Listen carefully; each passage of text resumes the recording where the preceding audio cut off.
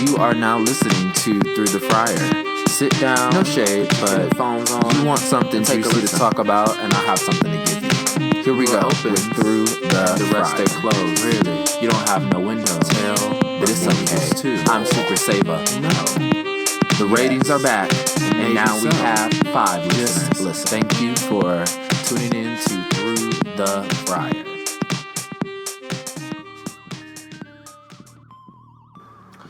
Hello. This is Justin Bass, and this is Through the Fryer. I am so excited to be back, and I'm so excited to introduce you to a very special guest. Yes, when I say guest, that means it is not just me venting about my own personal issues. I have brought a friend along, and his name is Will, and he's super talented. He's also black, and he also got it going on. Is he single? Yes. Is he gonna give his number out? No, he won't. Is he gagging right now? Of course. Is he fanning me? Yes, because that is what we do. So, Through the Fryer people, my little 10 followers, I can so happy to introduce you to Will, and I'm going to let him introduce himself. Absolutely. Okay, yes, for the intro. That's how you introduce somebody. You know, I know you. I know you. You make me feel so good. Yeah, talk about yourself. All right. Well, hello, people.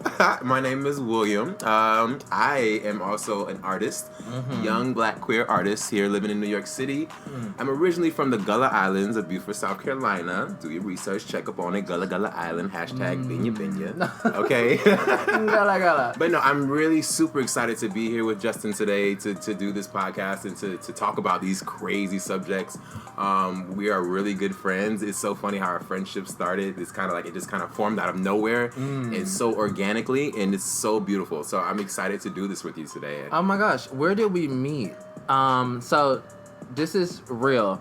I met this guy through a mutual friend who I won't speak of because she's throwing me shade. But I met him through another friend, and we only met in person when I moved to New York of this year. Absolutely. So let me tell you, when you connect with somebody, it can be through text, it can be through an app. But me and Will be connected, and this was back when Skype was still jumping. So we were Skyping, and he was like, "You're a dancer," and this when he was in a marching band back in Florida. Yeah. And we connected, and I was like, "Oh my gosh!" I'm like, "This guy is super talented, super driven." And I was at a point where I was trying to figure out my career and where I was going with dance, and he was just being bold enough just to step out of his comfort zone and go into what he wanted to do as a passion. And when I tell you, when this guy dived straight in, he went in fucking head first, Michael Phelps that shit. Hello. And now he is living his entire life touring, dancing, meeting people, and also still being a humble person. So if you meet somebody in your life and your gut is telling you to stay connected, take a number down. Absolutely. Get a card. Get on Instagram. Say what's good. Support them. Reshare their events, because me and this guy literally just connected this year, but we've been in contact forever, and it's like we never skipped a beat. So yeah, just talk about like what have you been doing from college, and how are you like into dancing now? Okay. So like you said, in college, I was in the marching band. I started playing trumpet when I was in 6th grade, you know, and I took that all the way up into college, got a scholarship for music, wanted to study music education, wanted to be a band director and everything. So, you know, my process of just studying music, I found a friend in college, just like I found you when I was in college. And he introduced me to dance by asking me to come to a dance audition with him. And initially I was like, no, I'm not coming to a dance audition. What? No, we came here for music. So we ended up going to this audition. It was a 3-day process. After the first day, I did not go back. I went straight home to my dorm, and I said, you know what, friend? I tried it, but not today. This is not going to work for me. Okay. So on the 3rd day, I ended up going back, and he talked me into it. So I ended up making it, surprisingly. Like, you know, I learned the choreography, and we ended up making it. And from that point on, I never stopped dancing. And when I was about to graduate college, that's when I said, you know what? I actually love dancing. I love this, and I want to pursue it with my everything. So I don't know how I'm gonna do this. I don't know what I'm gonna do, but let's do it. So the process of me training from leaving school, I actually went to grad school right after college. Okay. I was studying counseling and psychology to get my master's, right? Double degree. Okay. Oh yeah, he's educated as well. Oh, okay.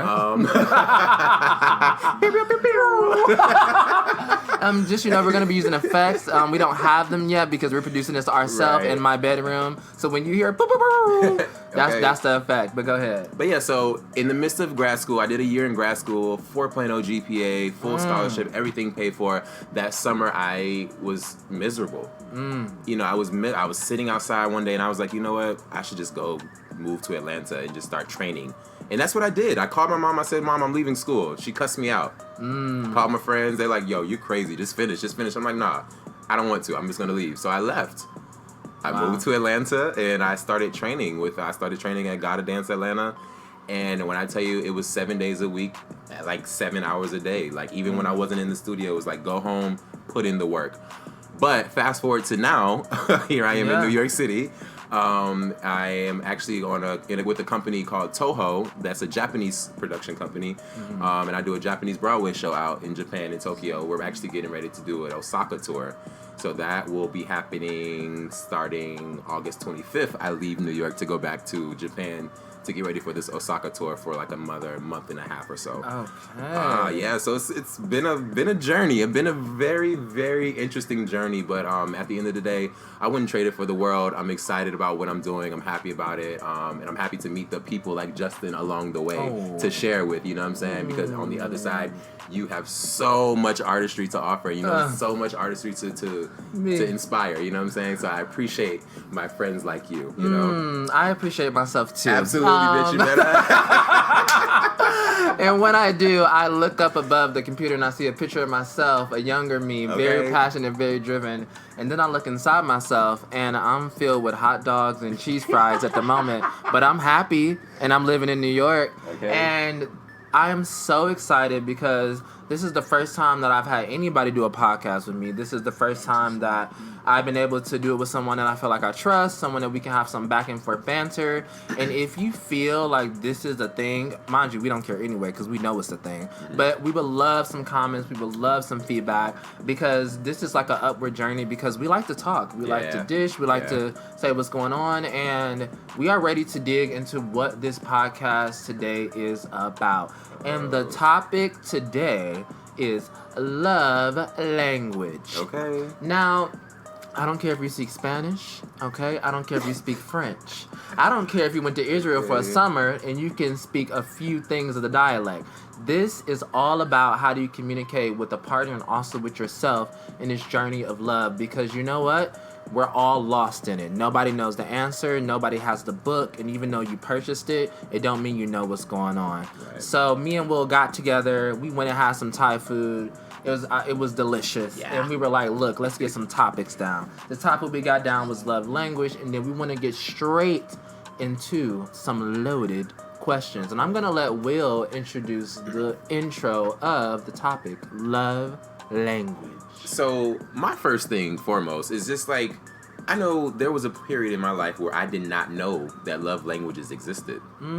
It wasn't until I got into a relationship where someone was like, well, what's your love language? And I'm like, well, what are you talking about? I never knew. So for those of you who do not know what love languages are, they come in different forms. So your first one is words of affirmation. Okay? And they're pretty self-explanatory with it, No. What are some words? So words of affirmation. So if you're in your relationship with your partner, and you are consistently giving your partner encouragement verbally by saying, "I love you. You are beautiful. This relationship makes me feel good." Words to just affirm that this relationship is in a good place. I'm excited to be with you. I love you, and I will verbally tell you that. So they're verbally affirming you. Tell me, how are they physically doing it? Oh. Because look, let me tell you.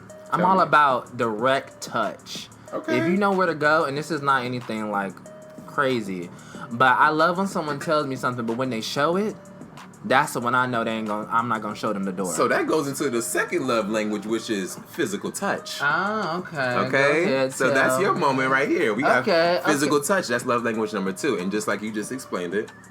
I mean, I feel like you have to be direct. I feel like if you're gonna go and like grab the scissors, you need to know where you're about to cut. You know what I'm saying? Like I'm very into somebody who knows where they're going and what they're doing, and if they're serious about how they want to go. So if you're speaking to me in tongue, I want to know physically what does that mean for me. So I'm all about somebody who's clear. I actually like somebody who's blunt. I would love somebody to try to be more dominant than me. Probably won't happen. Uh-oh. But if you hit it, let's go. So physically, I'm all about somebody who is completely there and ready to go. I'm okay with being shy because I myself get nervous about making actions.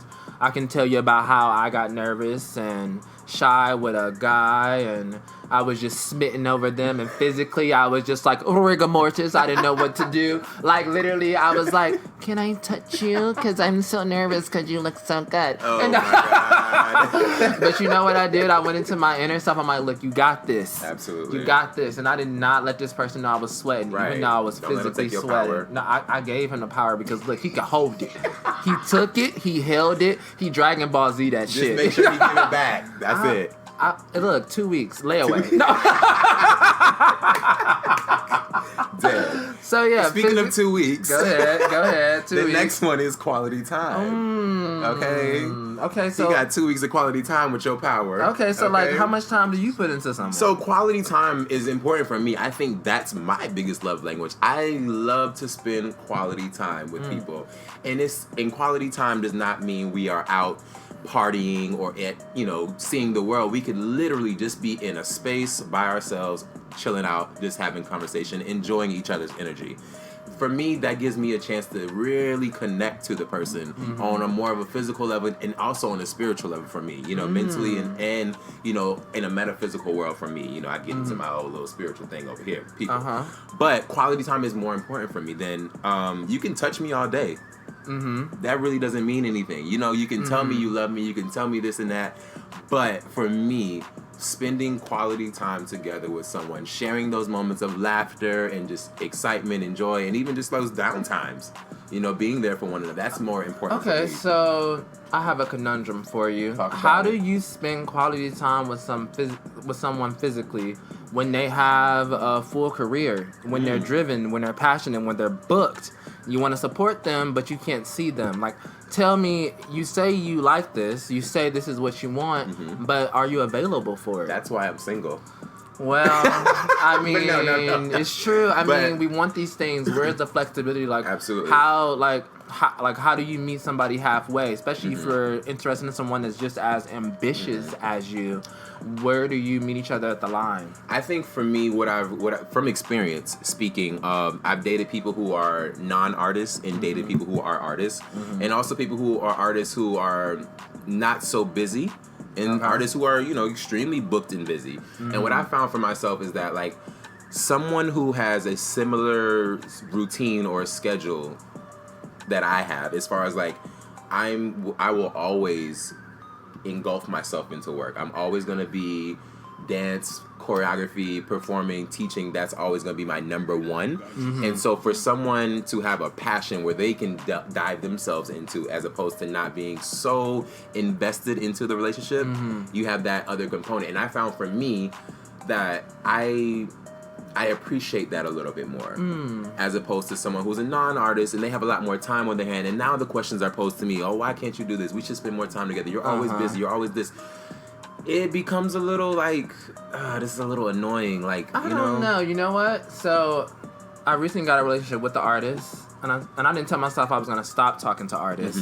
But now I'm in the process of, I usually just click with other artists. Now, we get to this point where we are digging each other.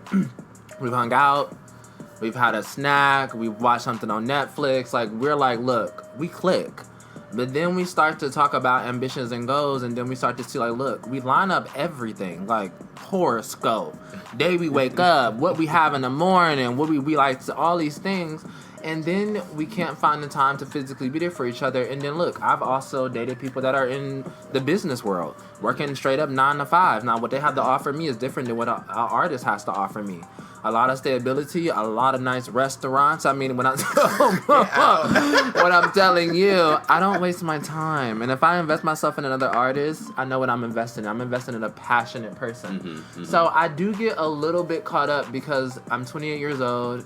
And I've done a lot of things that I wanted creatively early in my career. So now I'm in a place now I'm like, okay, I've been there, done that. and I know the investment I need to put into if I want a relationship. So time is there. Now we live in New York. We don't have access to time. Everything moves at lightning speed. Super quick. Yeah. So then you want to try to link up with someone else's time. To me, it's all about priority, and I'm very a clear person. At this point, I get it. You're ambitious. You're doing something. If you're busy, just let me know. It's a second away. Like, just say, look, I'm just busy right now. And then I cannot feel like I'm being neglected when I'm trying to get to know somebody. Because that's the thing, is that somebody will leave you on read for about a few days or something, and then they'll come back and say, oh, I was just in a moment when I was just hanging out with people. And I'm like, that's awesome. Live your life. But just know that we were actively having a communication thing going on, and you just kind of just left for like 10 hours or a day, and then you act like, why is this strange that I feel a certain type of way? Because I'm trying to get to know you. So I think clarity is something. If two people are passionate and driven and they're working towards something, they have a busy schedule, you have to be clear. You have to be clear, because that way no one is confused, no one is blowing up your phone, no text messages are like misunderstood. Truth. Mind you, nobody is talking on the phone nowadays. I think texting has completely destroyed any type of dating, because everyone is misreading everything. So I told this one guy I was talking to him, like, look, you got a nice voice. Everything you send me, I need you to voice chat it to me. First of all, it sounds good. Second of all, I want to know what's going on. And then we FaceTime and we ain't talking no more. That's another story. Okay. But I didn't know that part. Okay. But no, I feel like clarity. Clear. Like, just be clear. What you think? I agree with you on that, because clarity is always key. Okay, don't ever forget that. Clarity is always key. But you mentioned priority, and my question now is that, where do you feel your priority is more heavy, with your career, work, industry, future, or with relationship establishing, that type of thing? And after that question, answer, do you feel like does it change as you get older? Okay. So first, I'm not old, so it does not change. I am a chameleon of time. I've been living for over 150 years. I've come back, I've risen, I have Phoenix rose, okay? I am the Phoenix, bitch. Come through. But other than that, look, you know what you want. My gut is telling me that I like to be in a companionship with someone. I like support. I like to support someone. I like someone that likes to do things with me. Now, can I exist by myself? Of course. Have I done it before? Of course. But in this part of my life, when I know life gets heavier the older that you get, it's something about having another being next to you that's there for you, that you can sleep next to, that you can feel comfort from. And they can have nothing, but their presence being there can be everything. Quality time. And that is life changing. So if I find somebody that I feel like I'm clicking with them and my skin wants to be next to them, I'm going to invest in them, because look, we deserve to be comfortable in each other and not let the outside hustle and bustle bring us down. Because look, if you hustling, if you working, if you auditioning, if you showing up to your job, if you helping out a family member with bills, you're doing so much more, but you're not doing it for yourself at this moment. I tell myself now at this point, since I got out of a relationship, that I'm going to be so fucking selfish and listen to everything that I want. And I want someone who wants me. I want someone who wants to fight with me, but also I want somebody that's just busy like me as well. Now, is that complicated? How will I figure that out? I don't know. But what I do know is that somebody who can handle where I'm at and where I'm going is going to be right there with me, and we can just keep out racing each other. That's what's up. Okay, and we fucking changing shoes. Okay, we're like, what's good? Okay, baton pass. Okay, gym class, second grade. What's good? I mean, like, we're there and we're vocal about it. If anything, if you're telling me something, I'm going to hear you, because I don't read minds, but I am empathetic, so I feel you. But I want to know what's going on. Right. So yeah, when I get older, of course I want more. I crave more. Do I need more? No. Should I be focusing on what I want to do for myself singularly? Of course. Is that difficult? Yes. But the person that comes into my life is going to support whatever I'm doing either way. Truth. And I'm going to keep moving forward regardless, with or without that person. I feel like I might be on the opposite side of that. I feel like when I was a little younger, like 21, 22, I was a little more interested in pursuing relationships and establishing that type of solid... With a man or a woman? Bitch, you tried it. Will just came out today. You should have seen his face off. hate him so much. Anyways. What was I even saying? You didn't say yes or no. No. Anyway, I feel like when I was younger, I was more so interested in pursuing that. Now, at this point in the game, I won't say that I have no interest in being in a relationship, but I am not trying to do that part right now. Like me, I really want to put all of my energy and focus into my career and into what I'm doing with my, trying to be as successful as I want to be. And I feel like that relationships will come when it comes. I'm not gonna, if it comes tomorrow, shit, it's here and I'll take it, whatever. But I'm not really like searching for it adamantly, yeah. But the last language of love is acts of service. Acts of service. So those are the sugar daddies out here who buying all that. You know what I'm saying? If you one of those people who like, to get spoiled, you like to go get your nails did, get all the things you want or whatever, acts of service. That's simply what that is, Someone who likes to just, the material things really, it validates that love from that person. Is that you? So most people do have two love languages. You know what? Like, I am all about gifts. Are you really? I'm all about gift giving. I would have never thought you'd be that girl. I'm not that girl. I am that bitch. Like, look, if you come up to me and you're like, this is what I offer you, and I'm like, okay, let me open it. Oh, this is good. I'm actually pretty interested. Now, look, I'm not somebody who is materialistic. Okay. But I do like nice things. That's why I know you're not materialistic. That's why I was surprised that you like acts of service. Now, do I have materialistic things right now? Yes, I do. Of course. Now, did I ask for those things? No. Did I hint at those things? Yes. No. True. So it's like, I know, like, I grew up in a place where I grew up with my mom raising 3 kids by herself on a shoestring budget, and she still turned Christmas the fuck out. Hello. And I also grew up in a place where we started with everything, and everything started to get smaller and smaller and smaller. But we still have the same house to this day that we all get to go to and call our home back in Cleveland, Ohio. So look, I saw everything, and then I went off to college and I saw more, and I wanted more for myself. So when somebody was able to offer that me, no, I'm not gonna be like, yeah, just give it to me. I'm gonna work for it because I deserve that. So my work ethic should equal to what I get physically. Has it happened yet in the amount that I want? No, but have I brought in people that want to offer me that? Of course. And I'm gonna tell them no, hell no, because I worked for it. And that's kind of just like where I'm at. Like, I love to shop. I like to go out. I like to eat certain things. I like to do certain stuff. I like to take trips. Now, am I paying for that stuff myself? Of course. Sometimes, no. Dad. But I am not about to let y'all think I'm some gigolo because I am don't not. Think y'all know. I'm not. But this is the reality: is that I do like things that I wasn't afforded to or that I was able to experience as a younger kid. And you know what? I've always dreamed bigger. I've always seen things bigger. Like if I saw one piece, like one piece of KFC chicken, I wanted the fucking bucket. I just didn't want one piece. Like I was always thinking like, how do I get to that next big thing? But I've always been someone who's been extremely hardworking. Somebody who's also been super passionate about it. And once I've got material things, I've held onto them like crazy and like, look, like this is something I extremely worked for. So yeah. And also, just to be a little more clear about in acts of service, if we're talking about material things, it's that, but there's also another side of it too. It's just simple things like maybe your partner's cooking for you, or your partner's like, ironing your clothes, or making sure you bring you something to work or whatever. Me. It's just little things like that. And I think as human beings, we all will appreciate those small kind gestures.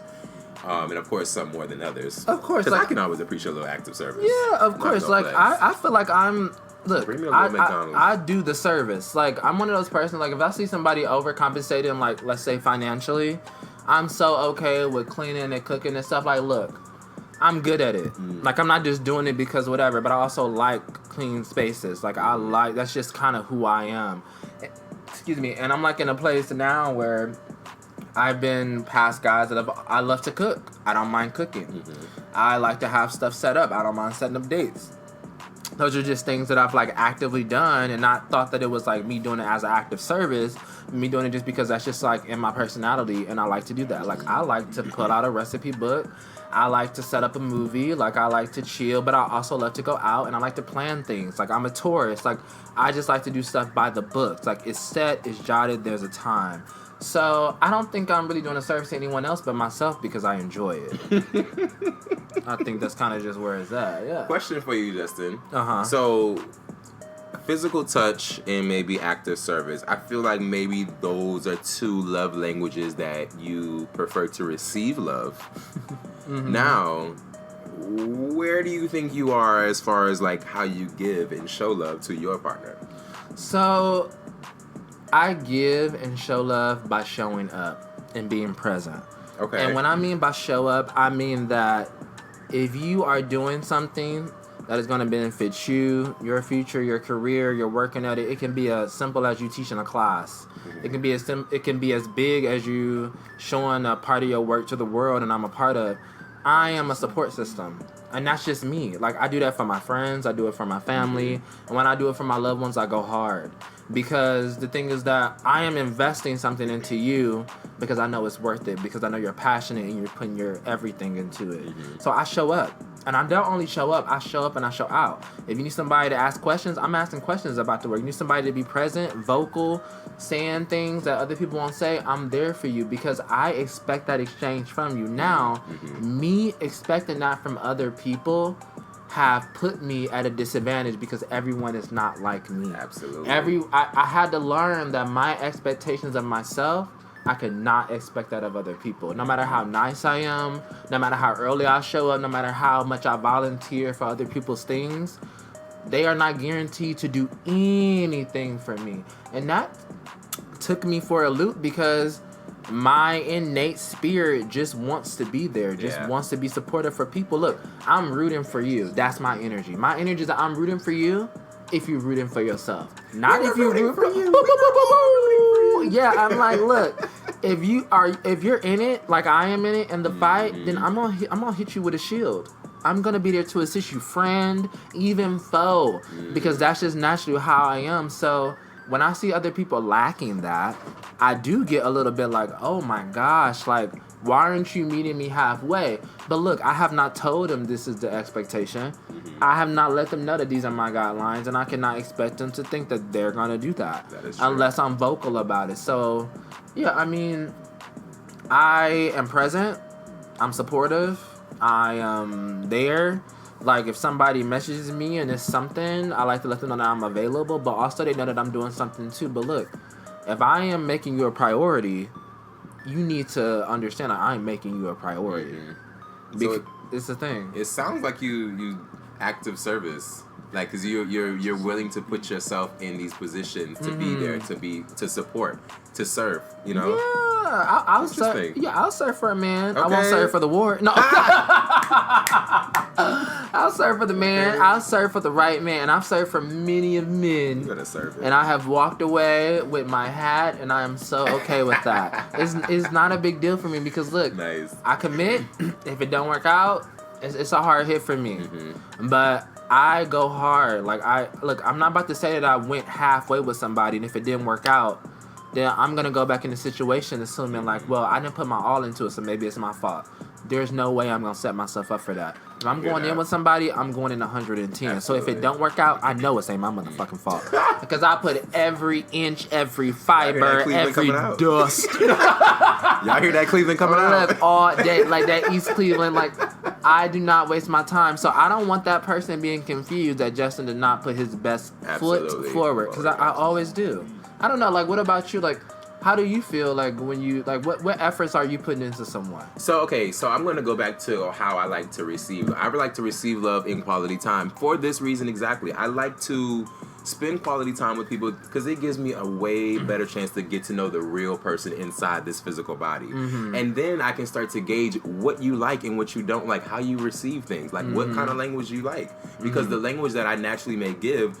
Like, let's say if it's words of affirmation, that may not be something that person receives. It may go clean over their head. And I can say that because I've been in a relationship where this person was loving me wholeheartedly in their language that made no sense to me. Right. You know what I'm saying? It's like going to speak Spanish in Japan. It's got lost in translation here. So as opposed to that person understanding where my love language came from, they consistently loved me how they knew how to love, which is in their language. So that kind of caused a conflict. So for me now, I feel like for future references, I want to put myself in the position to be able to get to know someone in and out, so that way I can know how to love them and how they receive love, because I don't want to go off of what I think is okay. No, like, what is best for you?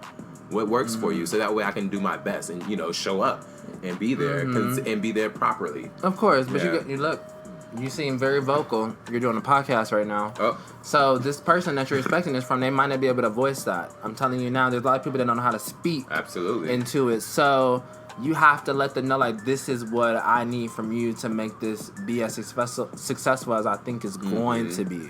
Because that's kind of like where it always kind of lands. You're usually in a relationship with someone that's super vocal and someone who's not. And you kind of have to read their mind and get them to speak about it. And say, like, look, I love to talk, but I feel like something's going on, but I need you to vocalize it. So that's the thing. And we're just like hinting at love and language. But when we come back, after we refill these drinks, we're going to get into the next topic under love language, because we're not just speaking in tongues, we're speaking in proverbs and everything else in between.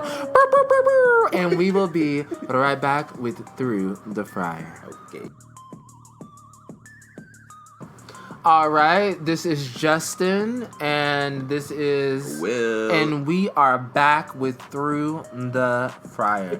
We are going to jump back in, and our first topic was, our major topic was love language, and we have subtopics because look, we do bullet points, we do sub points, we do ...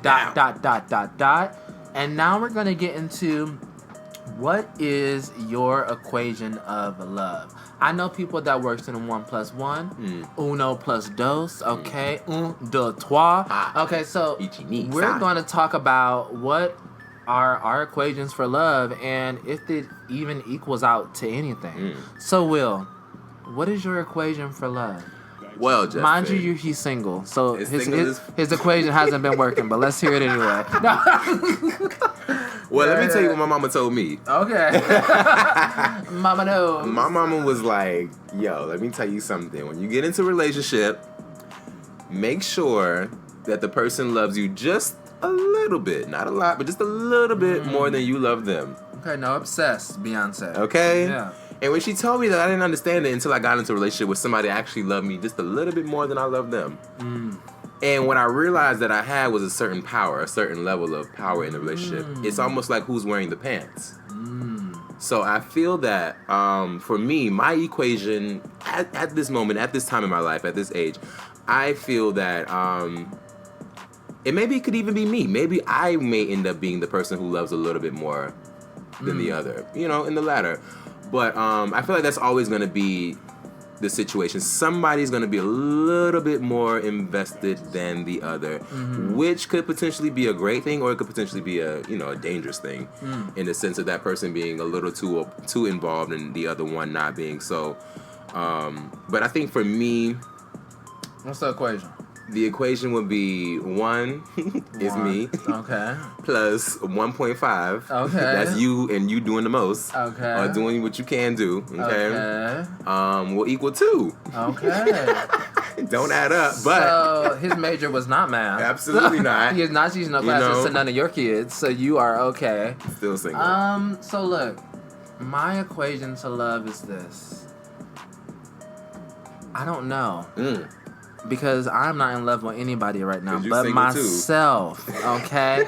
And what I know what I want is, I want myself to be ready for whatever love is going to give me at this point in my life. And that doesn't add up to a moment, a time, a space. It adds up to me just being open and ready to receive. Right. Because the thing is that the right people fall into your life without you even knowing that you have to catch them. Hello. And you're going to get them. You're going to feel their energy come into your life. And you're like, look, I have to receive this person. because I'm prepared for it. And I remember trying to figure out, like, do I text an hour? Do I wait 30 minutes? Do I text right back? Like, all these different timing things. Do I say this? Do I say that? Do I FaceTime? Ooh, do I call? Look, when you call somebody, they're like, oh my God, why you calling me? Will you FaceTime them when they just got out the shower? Like, what's going on? No. Ooh, if you're doing out of the shower, you're trying to do something else. But I'm saying is that you overthink all these different things. Like, how can this add up? Like, we're overthinking it. And this is what I've done recently with someone that I think is super uber fucking attractive. I was like, oh, I sent this big text message like, look, I want you to be clear, and didn't hear anything back. And my mind is like, look, that just equals 0. It didn't work out. Why didn't this work out? Mind you, the person hit me back up days later saying they were just busy. I was getting equalization equations like 1 + 1 and 2s from my own mind. I was making up equations for myself. You cannot make up an equation for you and someone else. What you think is equal value to a relationship is not the same as someone else. True. So the profit value is not the same. Your dollar worth is not the same as someone else's. I agree. So you cannot say this is what I hold, especially when you're getting to know somebody. You don't know them. And you're also not in a place to ask them that because you're just getting to know them. Once you get into that second 2.5 date and you can say, look, what is like, where are you at? That becomes a different thing. But you're going to feel completely put off by somebody who is asking, you know, what's going on or what's happening. So my equation for love is to be open to receive love at all moments. Amen. I have a question. You mentioned you said overthinking in relationship.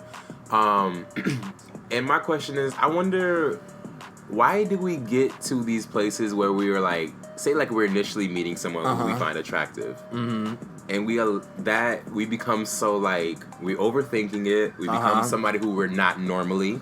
We become not ourselves to the point where we don't really know how to carry ourselves. We're anxious, we're nervous. And my question is like, I find myself overthinking in situations like if I'm in dance class and if it's like a really, famous choreographer who I'm like, trying to book with or something like that, and I'm like, oh God, I gotta be on top of my game, gotta do this, gotta be that, and I'm overthinking. I don't think I want to be in a position. I don't think I want to be in the position, but now I think I'm aware that I could possibly be in the position to be overthinking when I'm pursuing a relationship, and I think there's something wrong with that. What's the question? Why are we overthinking in relationships? Because we're excited about them. We're interested in them. You only overthink things that you want to work.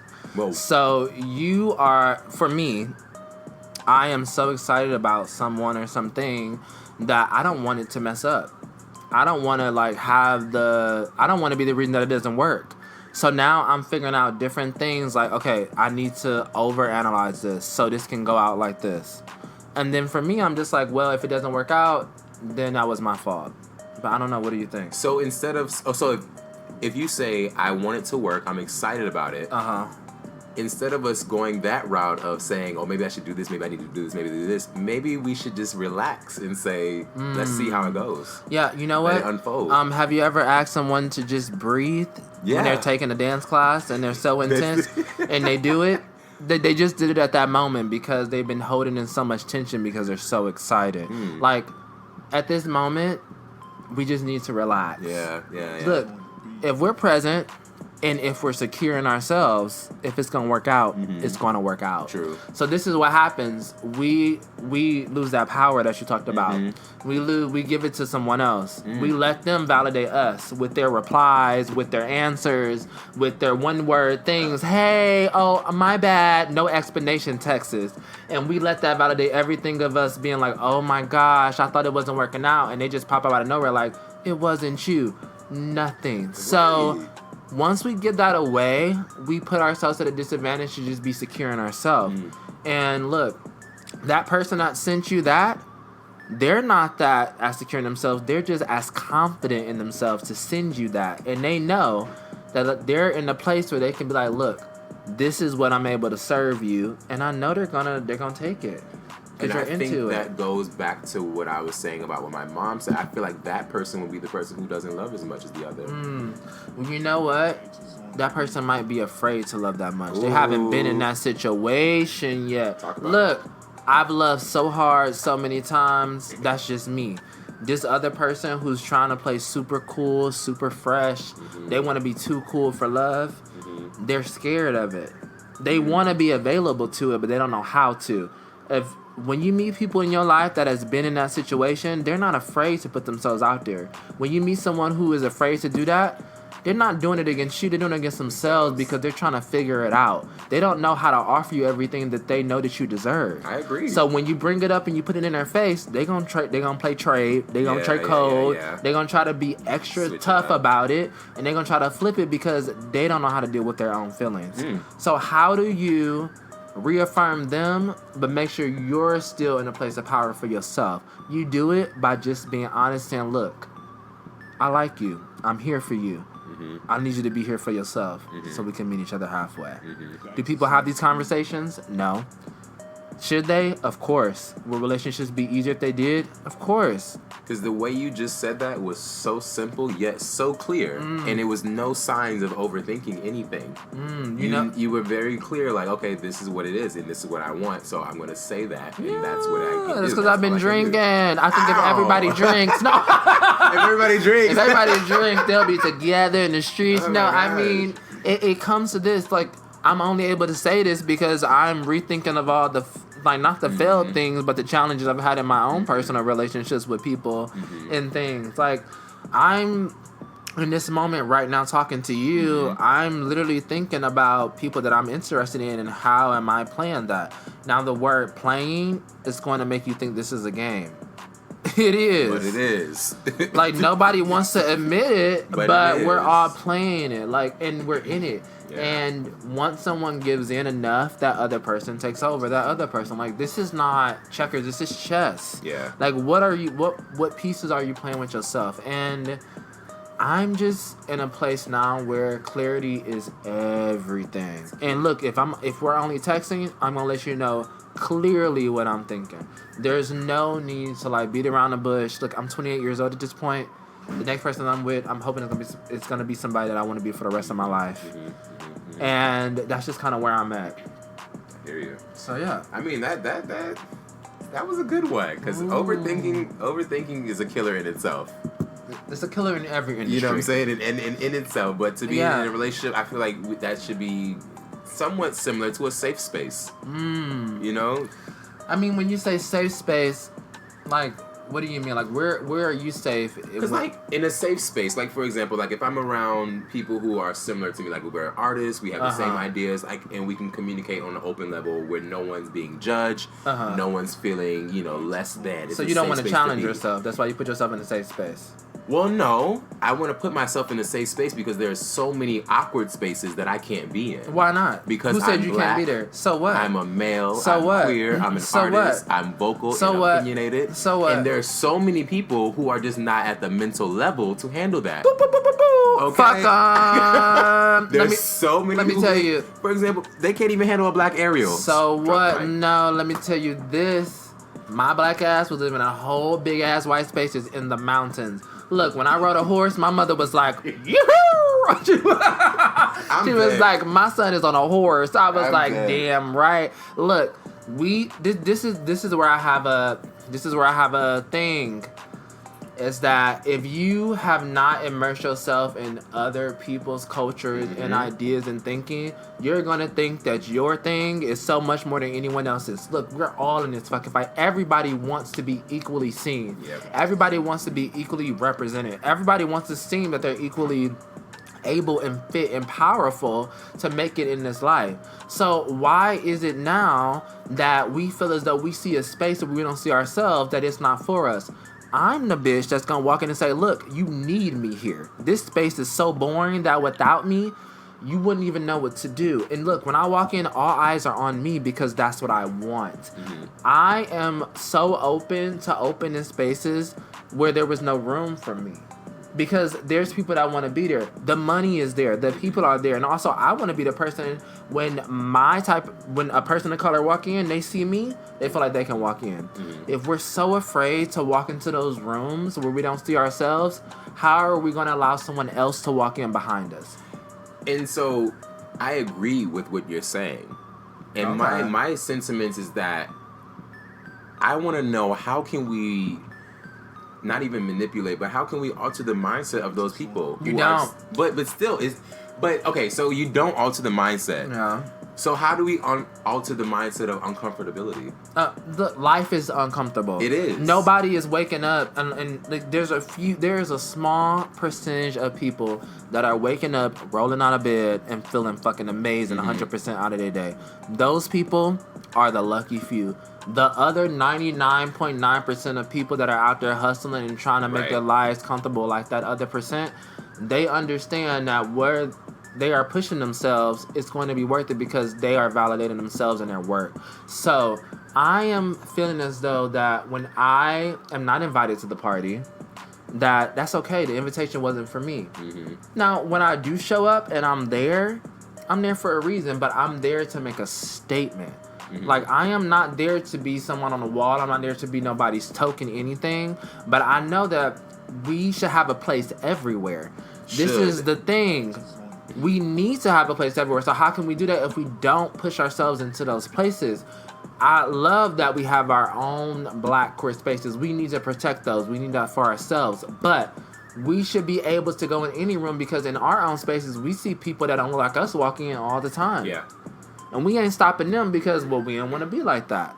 So we need to be available to walk into spaces and make room for ourselves, but also make sure that when we make space for others, that our space is completely comfortable for us. So what would you tell, let's say, a 21-year-old young Black queer male artist who is just trying to find his way in the world, who walks into a room of white let's people? say, no, not even white people, just religious Black church women.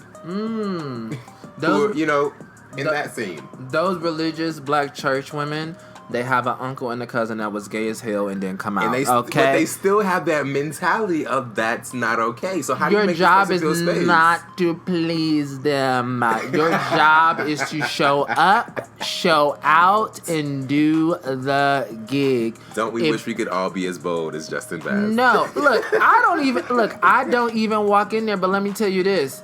I lived in Utah, whatever, for 5 years. I moved back here, to New York. I'm in Brooklyn. I'm around nothing but Black people. These people, they know my Black ass gay. They know they know I'm not from here. But look, these are my people. My people, it's not that they're not accepting, they're not knowing. If I don't educate them, then what am I doing? Ignorance is bliss, and let me tell you, it's a lot of motherfuckers living in bliss right now to this day. Absolutely. People that's our age right now, they are so gung-ho of being just oblivious to what is going on. I don't care if you're fighting the power. You need to fight the power in yourself. You can't tell me all these things. I need to be this, I need to be more Black, that, and this. You need to be present and represent yourself, because that's the strongest thing to combat people who are trying to strike you down. Look, I'm not here to say that it's easy. I'm not here to say that I'm bold or anything, but I'm definitely here to say that I've been in different rooms and different environments when I have had to work different situations around different people at the fly and been asked, like, what can you offer me? What can you do for me? What can I do for you? And this is what the world is. Yeah. We do not have control. So we need to not only rally together that like we are, but we need to be present in ourselves. Like, look, me being Black is a complete positive when everyone sees it as a negative. They don't understand the power in it. When one Black person walks into an all-white room, they don't understand that this is significant as fuck. And for them, they feel it. Yeah. They know it, and it doesn't make them uncomfortable. They've been waiting for someone to be so bold to walk in because they want to interact with us. We should educate them, and we should also let them know this is not what it is. This is why I'm not here for you. I'm here because my people need to be here too. Right. That's it. I agree with that.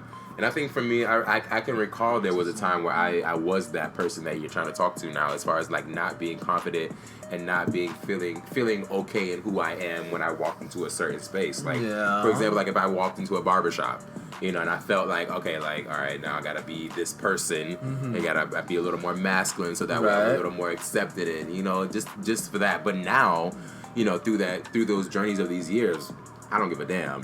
I will walk into wherever the fuck I am and be who I am. And that was a part of my process that I just had to arrive at that point. And I know there's so many other people who are in the process, beginning the process, and now just, are conscious of the process because of what you just said. Well, you know what? So this barbershop thing is like so heavy and like so Lord. many fucking levels. Because look, I knew I was gay. I have a picture of myself with a fucking doll in my hand. My mother took up. I had like a bandit around my neck. I had my sister's doll, and she walked in, and I literally looked like this. Giving Project And she Runway. was like, "Oh my gosh, like you are having a good time." And I'm like, "Yes." And I remember being a kid and my mom taking me to this barbershop. My aunt lived right on the same street, so she would leave me there. And then my mom would go hang out with my aunt, and she would say, "Go and sit in the chair. Make sure you don't move." Let me tell you, and this is about to get a little sensual for y'all, okay? Because I know it's been a little heavy, but look, I remember when that barber used to cut my hair, he used to take that neck. I'm like, oh my gosh, this is intense. I'm like, what is going on? And then he would brush those jeans up against my arm. How old are you? Ooh, I was young, but I was found. And I remember this. Look, that barber used to be so close. And he used to just brush up. It was it was his actual crotch because he was trying to get that line good. And this I was like, oh my gosh, I am gay as fuck right now. Like I'm sitting there sweating. I'm like, oh my gosh. I'm like, this barber is like, he's lining me up, but he's fixing me up too. And every time I would sit in that chair, and they didn't even know it. They would just get that close. And this was me being confused. This is me not knowing what was going on physically with my body and emotionally, but also being like in a toxic masculine space where I had to feel like I had to be quiet because I wasn't like strict enough, and I had to just do it. And every barbershop I walked in that was like all black, I knew and I felt like I had to be somebody else. And it made me really rethink like, oh my gosh, I'm not really confident in myself. That Justin that was singing all his songs in the bathroom, lip syncing the stuff in his room, like finding place to just be happy, that person completely was scared when they went into a space of these older black guys because they didn't know what gay was. To them, gay was just everything that was wrong with the community. Mind you, every time I went to church, that's what I was hearing. And I found a place, and I told my mom, like, I don't want to be in a space that's telling me that I shouldn't exist. I can't be here right now. And I remember just having to put on this mask just to get my hair cut because I wanted to look good. Because me looking good made me feel good. But the price I had to pay for that was something I couldn't even afford because now I'm still talking about it right now. Hello. Come on. So, the price I couldn't even afford. So now, we talking about this subject, and it's like, this is so real that there's a lot of little black boys that want to just get their hair cut, but they can't be themselves. But now I'm seeing a lot of people that look like me going into spaces with their booty shorts on, gone with their nails done. These guys are out there living their lives. I'm like, look, it's hard for me to get there where you at because I was in the process where I was figuring myself out, where I was being like so scared and shut into a corner in that moment. Now you have a space to be as free as you want to. When I was trying to feel like that, I felt scared. And even now, I still whatever. And now when I talk about it, when I speak about if I have a partner or somebody, I'm telling the barbershop guys, I'm like, yeah, I moved here with a partner. I'm with da-da-da-da. And they're like, oh, okay, that's amazing. That's great. I'm like, this should have been normalized when I was younger. And now I'm trying to make it this is normal conversation because I'm talking about my life. Because the barbershop is a lot about talk. It's a lot about just having a conversation. And I'm like, look, let's chit chat, let's whatever. And I think the barbershop is a really important thing in a black man's life. Oh my gosh. You know? Yeah. I mean, you should. Because the beauty salon is very important to a woman's life. Yeah, I mean, you spend hours. I mean, look, women spend hours there with somebody trusting someone to touch them physically to make them feel better. I mean, you're paying money for someone to make you feel better about yourself. And that's another thing. Also, beauticians and barbers are also confidants. We go to these salons and these barbershops, and we talk and we share our most intimate and personal stories. But how can you do that if you don't feel safe? Or if you don't, not even safe to say that, because that sounds a bit dramatic. Yeah, no, if you don't feel comfortable being, you know what I'm saying, to be accepted to tell your story. It's not dramatic. It's that they open up the dialogue because they want to hear too. True. They want to know too. They literally are like, what's been going on? And you start talking. So, I mean, you trust these people. Now, these people are not your friends, really, unless you connect with them outside of this piece of work. But, I mean, this is the thing is I remember going to the beauty salon with my mom and waiting for her to get her hair done and seeing the things, the conversations that she got into. Mm-hmm. And her reply was, uh-huh. Oh, girl, what? Okay, I go under the dryer for how long? Let me get the magazine. I'm like, and I'm sitting there like, can I go to fucking home? And like, you see these people engulfing in this. This is a culture. This is a lifestyle.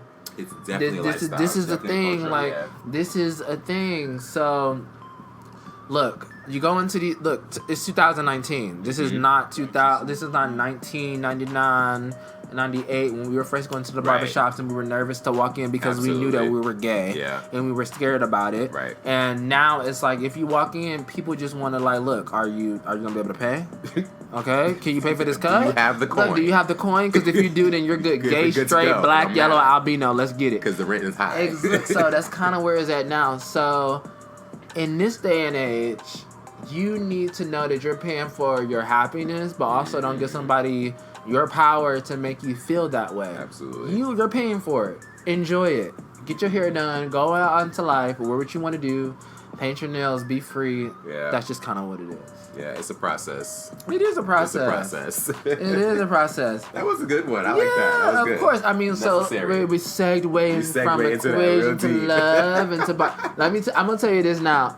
He brought up this barbershop shit when we went out to Thai. Yeah, and I literally like clotheslined his ass. So I was like, well, this seems like his own podcast. And he still put it in there anyway. And I think it's amazing. I think it's amazing because look, this is a personal thing. Yeah, and like, this is a thing where like it's good to talk about, but also like, why not? Right. So yeah. Okay. So what else? What else are we gonna talk about now? All right. So let's drive the car back to love. Go back. Go back. So like we were talking about the love equations and like loving equally and things I feel like like that. we did it good. Yeah. Okay. So my question now is about like when you're in relationships it doesn't have to be like a romantic relationship. When you're just like in some type of situation, okay, and you're seeing that maybe it's not the best for you, or maybe it's not the best for your partner. Okay. When do you know when to let go? I got plenty of friends who've been in relationships or situationships years and years on. And there's always some type of like, I'm so tired of this, I'm sick of this, I want to go on this, but I love him, I love her, or whatever the case may be, and there's still some type of tie there. And even myself personally, I've been in a relationship to where it's like, you need to get up out of here. Are you still there? No, I'm not there. We know we single. Like, I mean, are you? My nerves. I mean, are you? I mean, in here, okay. Are you still texting him? I see where you're going. Are you still texting him? Yes. Yes. Look like he ain't let go. He's trying to give advice on something he's still in. But no, I'm asking the question. So like, no, I don't know when to let go, obviously. So my personal relationship is like, I was involved with this person and we had a great relationship and things just started to go a little left. We had to go our separate ways. However, there was an enormous amount of love there still between us, on both sides, to where like, it's not just a one-sided thing. And we still keep in communication. Yes. We text. Yes. It's not like anything, sensual or sexual, but we had a great friendship as well. Of course. So I think that's what kind of like kept our basis of communication open. Uh-huh. But my question now to myself and even to you and to everyone out there is like, when you are transitioning from one situation or relationship and you are going into something else, how do you know when to completely like let go? Or do you ever like just say, you know what, this is a cease in the relationship, I'm not going to talk to this person again, or I'm only going to say hello to this person? Like, how do you handle that? So, how much did you invest into this person? 2.5 years. So, when you put in that much capital of your own into somebody else, you want to return. Okay, and when you don't get that return, you still seeking it even though you said something has ended. Listen. So this is kind of like, I mean, if you're in a situation where you're doing, look, I did relationships that didn't last more than 5 months. I was completely okay with that. I was like, okay, this is done, whatever. And I don't hit those people up. I see them look at my stories all the time. Shout out Robert, what's up? No. Name drop. Trigger warning. Trigger warning. Trigger warning. I'm like, I know you see me. You with somebody too. I'm like, I know you looking at me living my lavish lifestyle in poverty, but Okay. but I'm doing good. Thank you for checking in. Right. But look, there is this whole idea of moving on was built by somebody who was completely alone.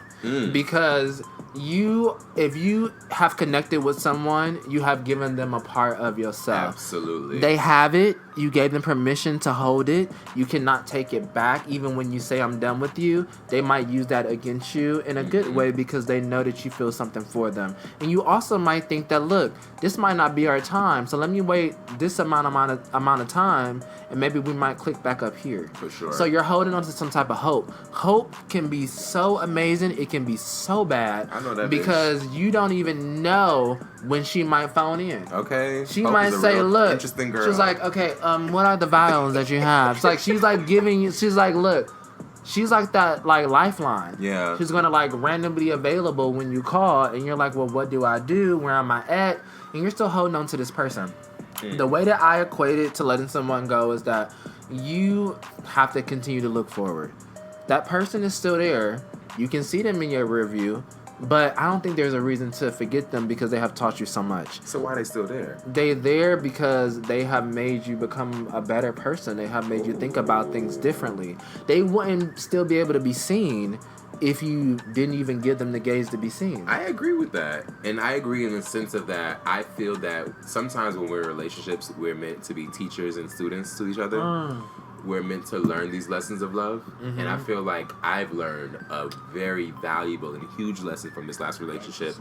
And I feel like that may be what is kind of like keeping me tied into that. Look, you have to cut yourself off. Okay. You cannot wait for that person to let you go. It's like last call at the bar. Come on. Look, if you want to move on and you want more for yourself and you're done with that, you have to tell yourself, I'm ready to move on. If you're waiting for that person to let you go, they're not going to do it.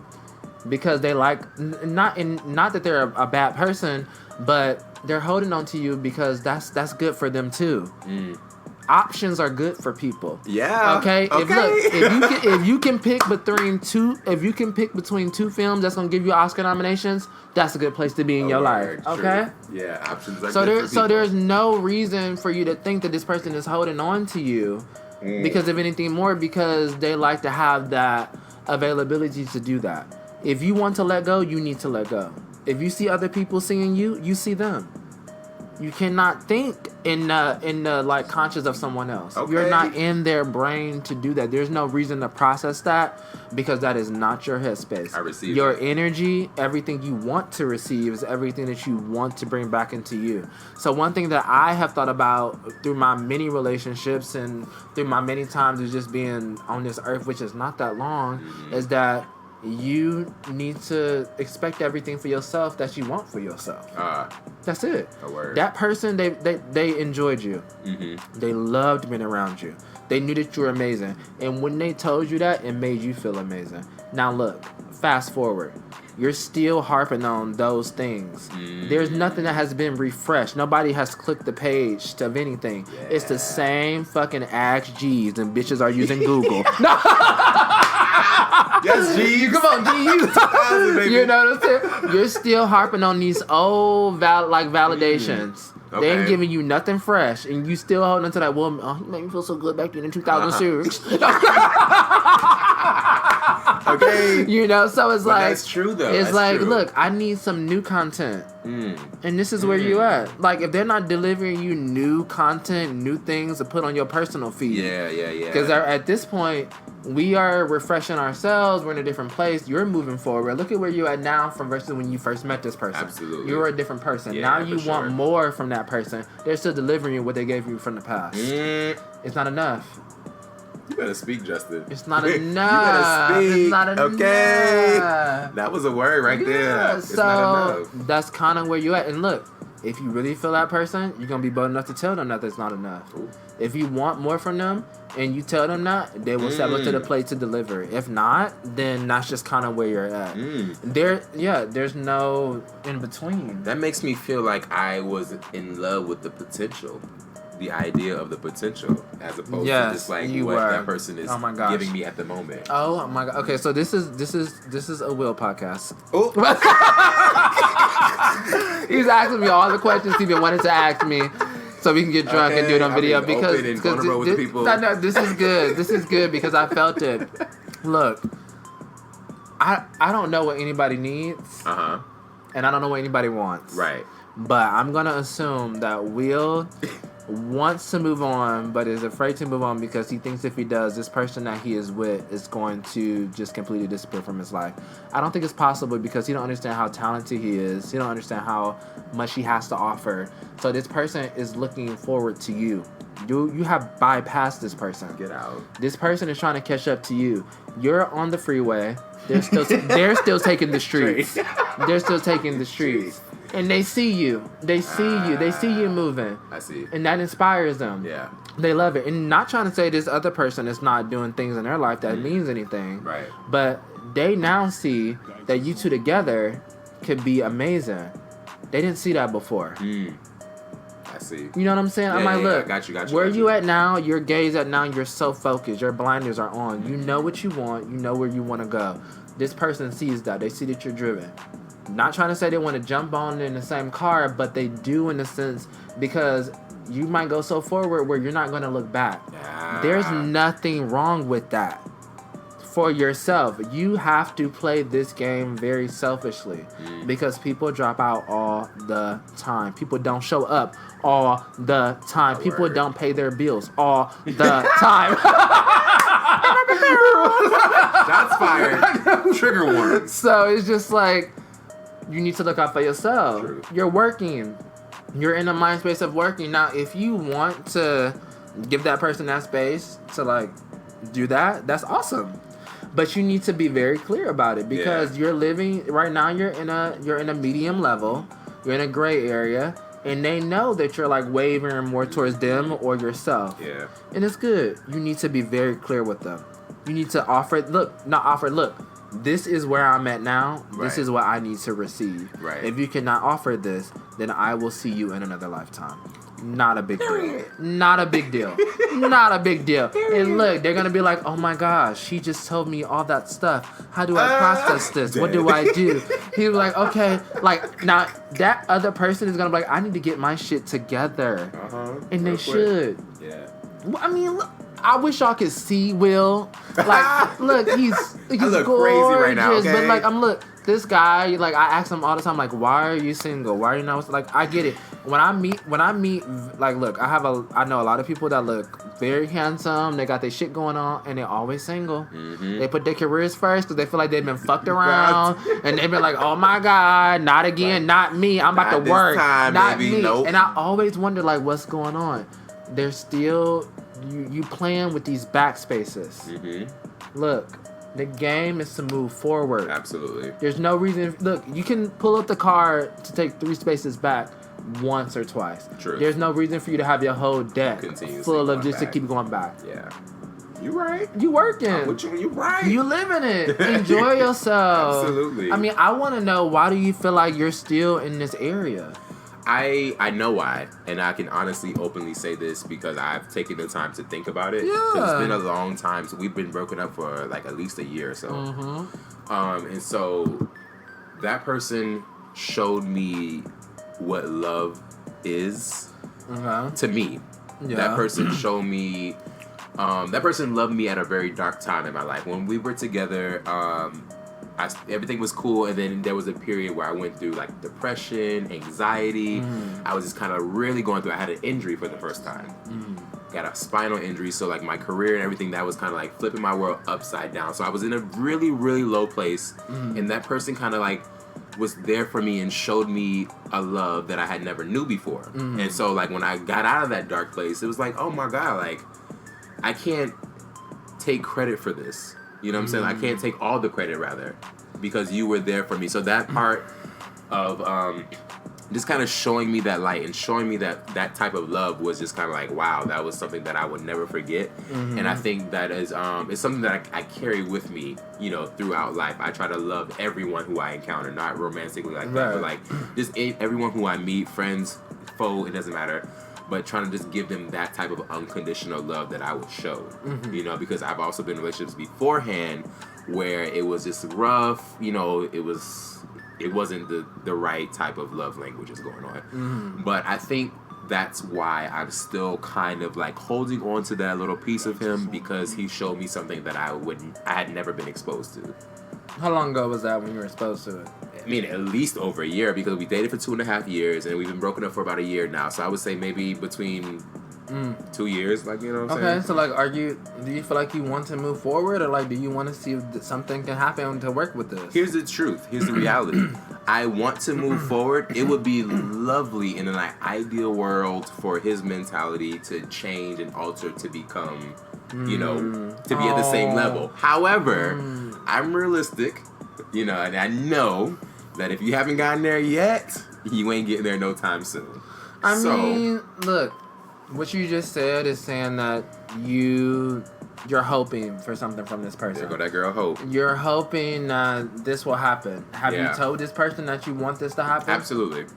And how, like, have they responded? Like, maybe. Their response is like, okay, I will do my best to do that. You know, I would try. I would try it. But your best just wasn't good enough. No.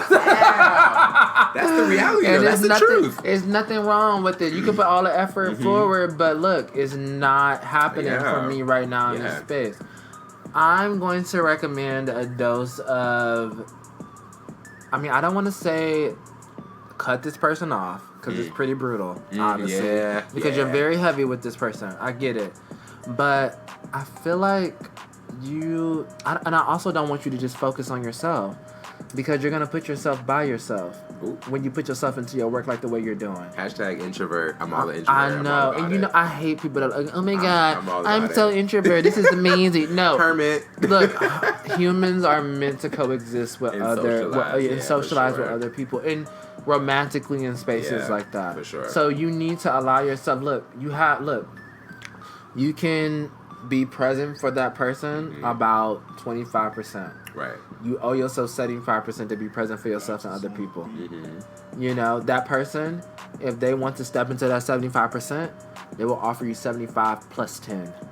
Because they will take you to 110%. Come on, because they know what they can offer. You know what I'm saying? There's no reason for you to give them any more of that until they show up with exactly what you asked them to. You're right. Because you are in a different place now. Time has passed. You're still asking them of the same thing. It is still not reciprocated yet. Now you want more. Amen. Why is it not at the table? Hey. Okay. You know? It's like, that's kind of just where it's at. Like, when you literally open up the menu, they're still offering the same thing. Why? That's true. Your palate has changed. Okay? There's nothing wrong with that. Your French fries have now changed to sweet potato fries. Hello. I love me some good sweet potato fries, it's like baby. things progress. Things happen. That is the truth. You know? So there's nothing wrong. There's nothing wrong with being expectant of that. So, I don't know. Yes, refill. Trying to wear while I'm at. Okay. Oh my good. God. Just speak the word, okay? I feel like I am speaking the word. Literally. Like, when I tell you what's going on, listen, and this don't apply just to me. I know it's so many people out there who can relate to this situation. So receive it, y'all. Receive it. This for us. Oh okay? my gosh. Yes, this is going so good. Okay, so we are going to take a small break because I have to use the bathroom again. And we will be back with Through the Fryer. All right, welcome back to Through the Fryer with Justin and Will. So our next subject is, where does the loyalty lie? And I'm going to go ahead and chime in on this, since we were just previously talking about, you know, my personal experience with the relationship. And I feel that there was a certain level of loyalty after the breakup, simply because of just like, you know, the things we kind of experienced together, and just the kind of like the love I experienced. It kind of created a sense of loyalty after the breakup to say, you know what, even though we may not be together, you know, this may not be working out, I still see the potential in this person, and I still have a little bit of hope that this may work out. You know, so there's a little bit of loyalty in there, inevitably. It wasn't something that I, you know, planned and intended to do. But that's a good question in relationships. Where does the loyalty lie? You know, so for you, Justin, in past relationships, where do you feel like even when the relationship is, you know, going from the beginning stages to it's getting good, and if it's starting to get a little rocky, how does the loyalty, you know, transfer through those different stages? Well, I was born a hoe, so you know I'm what? gonna be a hoe. No, I'm through. I'm done. I don't care who I'm with. No, don't go. No.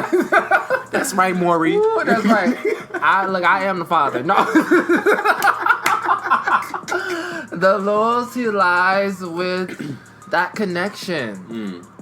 Look, we know what we are. We have established this. We have done it. We are doing it.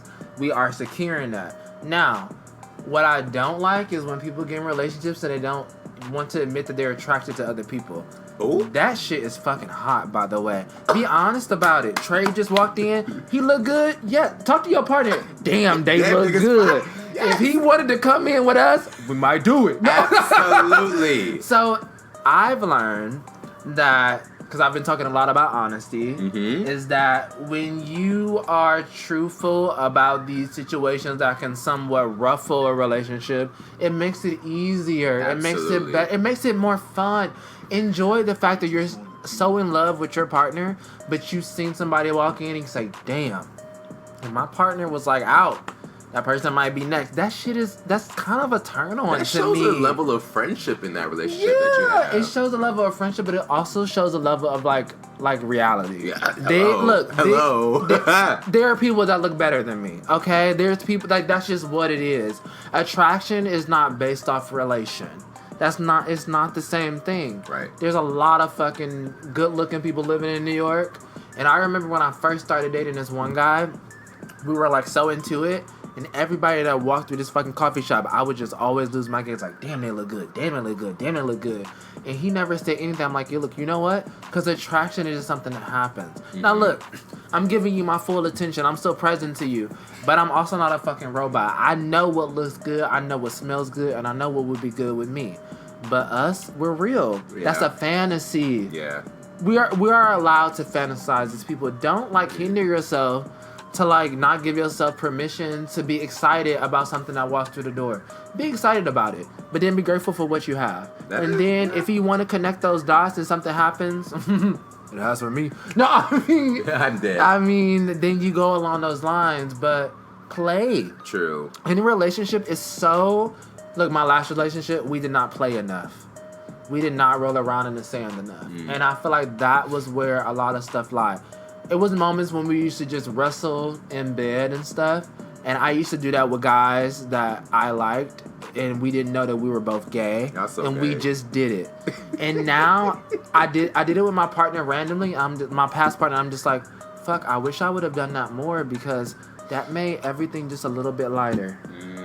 Because relationships should be fun. Absolutely. You should be around people for fun. Absolutely. People that you choose to be around, you should enjoy their company. Absolutely. So if you want to just randomly wrestle, get a fucking pillow and hit them in the face and stuff it's fun. Why are we stressing over these little mundane things that are going to destroy everything when we should just be able to just wake up and fart next to each other? Which goes back to my question of why we overthink in relationships. Overthink because we think we know how to run a relationship. As opposed to just having fun, like you just Why said. are we running it? Take a jog, bitch. Take a jog. Hey, look, the relationship ain't going nowhere. Jog, yeah. Just relax. Enjoy where you're at. And look, if that person is there with you, they're there with you. Enjoy that moment. They're there. Yeah. Physically, literally, they're there. And I think we kind of take for granted that somebody is present for one moment, but they're not there for 50 others. Look, absolutely. We all are trying to figure this life thing out. We all can't show up when we want someone to show up. Amen. If they're there, they want to be there. Yep. It's kind of just where it's at. That is the truth. So, look, they're loyal to you because they showed up. Now you're loyal to yourself because you appreciated that and you know what you needed from that. I mean, how do you value loyalty, Will? What do you feel like is a thing? Because I feel like you're a deep thinker. Absolutely. You'd like to be very complex about these things. And where do you think your loyalty lies with anyone? So I'm gonna go back to my love language of quality time. I feel like spending quality time with people, it creates that certain bond that establishes an inevitable amount of loyalty to where it's just like, we spend this time together where it's quality, we're really getting to know each other and we're really gaining a trust, So in the sense of like where my loyalty lies, my first relationship with a guy, he cheated on me. I remember you telling me that. Yeah, that really, really messed me up. You know what I'm saying? Like, it really, like, threw me for a loop, because I thought it was, like, all was good or whatever. But that made me question, loyalty and, like, people, because everything was going so good. Everything was going great on my end, and then, just one day it was like, oh, wait, wow, okay, the whole world got flipped upside down. Fresh Prince of Bel-Air tease, Right. But, like, for me, loyalty is just it's almost like something that you are afraid to break because you are so it's like the china in your mom's cabinet. Yeah, for years. because you see this person, you see this partner, and you see the value, you see the truth, you see the blessings, you see the talent, you see the beauty of this person in its entirety, and you wouldn't want to do anything to destroy that. You're seeing this. Are you a dreamer? Absolutely. Of course. So, absolutely. This man has fantasized about people he's with, and he sees more of them and what they had to offer. Absolutely. They didn't tell you that they have all these things. You just see it in them. Absolutely. He's a potential seer. So, absolutely. If you're on the streets, he's going to say you have the potential to be a mega billionaire. And this is something that I love. I'm actually listening to a meditation series of Deepak Chopra. It just came out, and the first track is about the law of potential. Every human on this earth has potential. Yeah. No matter if you are homeless, don't have any dime to your name, if you're a billionaire, we all have the potential to be something else. Okay, but why did you give yourself the responsibility to not only see this potential, but to try to pull that out of somebody? Because somebody got to do it. No, but why do you feel like you have to? The same reason that I feel like I have to wake up and go to the dance studio and dance is the same reason that I see people. I'm like, yo, that person has a lot of potential, and I need to pull that shit out. For a random person or for somebody that you like have interest somebody in? that I'm interested in getting to know. Like if we happen to meet by divine order and we are knowing each other, we're getting to know each other, and I see that, I'm like, oh, I'm gonna bring that. And I feel like that's like me with all my friends. Like all my friends who I have, they're all super talented. You guys are freaking amazing. But what I would always do is I will always look to where you're lacking. But why are you giving yourself that responsibility when you have to worry about yourself first? None of us have asked you to do that. Because why are you giving yourself that task? For me, living on this earth, I have to do more than just a service to myself. I have to do a service to kids that I teach dance. I have to do a service to the people that I encounter just by natural divine order. If you come into my life, you are here for a reason. But do you feel like when you put other people and not much energy forward that you're like neglecting yourself? Sometimes it could come and kind of be like, where it's like, all right, Will, like you putting a little too much into this person, like relax. But on the flip side, I'm all about life lessons. Like I mentioned to you earlier about like when you're in relationships, sometimes you're the teacher to this person, sometimes you're the student to this person. So I'm all about like when you are meeting someone, you are to learn from that person or you are to learn that person. But why can't you just be the crossing guard? Why you gotta work for the school? That's not the way I was put on the world. God said, listen, I'm about to make you beautiful, talented, and helpful. I mean, look, I think it's amazing. But look, you have this caregiver mentality. What is your sign? Sagittarius. I mean, you hold a lot. Free spirit. You hold a lot. Yeah. And you also like to like be held. Like you Absolutely. you have this energy where like you can hold many, but you want to be held as well. Absolutely. And that's a beautiful thing. But you also don't see that when you're holding so much of others, you're like literally leaning back on yourself. You ever just have you ever put yourself in your back in so much strain, your spine in so much strain because you're holding so much? Oh yeah, I looked up plenty of big bitches. And look, there it goes. I mean, like, look, you have chosen to pick up this weight. True. And I want to know why can't you just pick up yourself, get yourself to a place, and go so far forward that people will see your light beaming and follow that. Because it's not your responsibility to hold hands to get there. Look, people are inspired by you doing you. And we forget that. We feel like we have to bring up the whole village with us. The village have seen you move. They're going to move with you because you're moving. Right. If you're holding the village with you, how can you move forward? True. So, what is the connection with that? I'm gonna go to a little African proverb, and it says, Go ahead. I might be misquoting here, but it says, if you want to go somewhere, go alone. Okay. But if you want to go far, go together. Okay. There's a part of me that feels that I can definitely give myself everything that I want and put all of my energy into myself and building myself up. However, I'm training myself to kind of like see myself in other people. The whole idea of like putting yourself in someone else's shoes. Like I literally want to be able to just see whomever and just be able to see myself, because at the end of the day, I feel like we're all connected spiritually. We all have this common tie together. No one is really completely different from the other. We all share the same divine spirit. You know? Okay, so how do you see yourself? I see myself as a very like spiritual being, as far as like I'm light, I am of love, like positivity, the things that are good, you know, and I the things that I want to see in other people is what I want to see in myself. I want to see consistency. I want to see truth, positivity, honestness, openness, vulnerability. And me going through this process of choosing to see this in other people is like when I'm helping and reaching out, it's like I'm trying to help myself as well, because it gives me a sense of like, it makes me feel good. So have you helped yourself? Absolutely. Do you feel good right now? Right now? Where you at? Yes, baby. Okay, I mean, 3 mimosas, I'm good. Okay, I mean, I'm just saying in life. But I for sure. In life, as far as like helping people and reaching out, I haven't been doing it as much as I would like to, but the small encounters that I have had with people, like, it has made me feel good. It has made me feel to be able to say something to somebody or talk to somebody and bring a smile to their face, or to tell them like, yo, this could be really great. Like if you know what I'm saying, like to get them to open their mind. Okay, so you're not helping people to validate your own happiness, because you said you were just happy for helping other people. That made you feel good, but that's not what you're doing though. What do you wait? Because you are saying that you felt happy when others were happy from you helping them. Absolutely. I'm hoping that, and I know this, but I'm playing devil's advocate. Right. Because, look, you're getting a lot of your validation from how you're helping other people, which is great. But if those people were to be gone tomorrow, how would you validate yourself?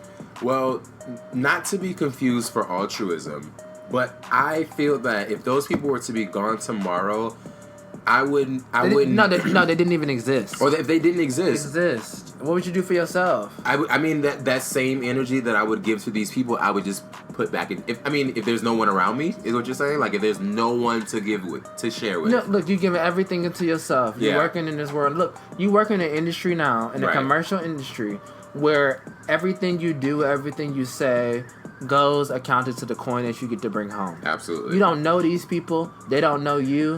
They want to see you as a profit. You get to bring it home. So you, in that atmosphere that you're in every day out of the week, you don't know these people. Right. What are you taking from that for yourself? Because you want to be there for other people. What is Will getting from the success of himself from being in this environment of commercial success? Now I feel like that's a whole other ball game, because these people in the commercial industry, I almost feel like they have like this layer over them to where they're not even open to receive anything. Is there something wrong with that? Yeah. They don't look. Yes, a lot wrong with that. But you know what? It's not their job to care about the emotion of somebody else. They have a job. You do have a job, but you also have a responsibility as a human being. No, that's how you think. Your job is to book.